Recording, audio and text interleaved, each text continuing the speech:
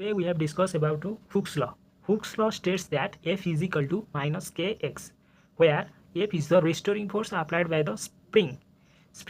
और K is the force constant. K force constant है और F है restoring force जो स्प्रिंग के ऊपर अप्लाई किया जाता है.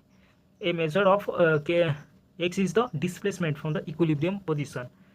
तो in spectroscopy, especially for vibrational or IR spectroscopy, Hooke's law is used to model molecular vibrations where chemical bonds are treated like springs connecting atoms.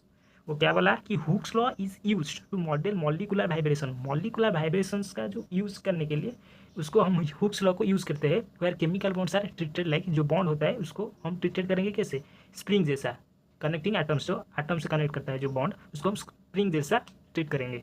The vibration frequency depends on the bond length. जो vibration frequency है वो depend करता है किससे, bond strength पे depend करता है and the masses of the atoms involve. जो मास, जो एटम का मास इन्वॉल्व होता है उसके ऊपर भी डिपेंड करता है.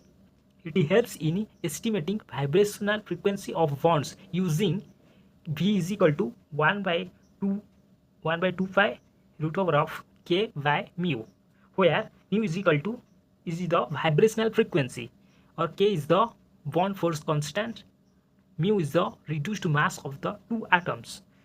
तो नेक्स्ट इसका समरी देखेंगे किस तरह रहा ये हुक्स लॉ.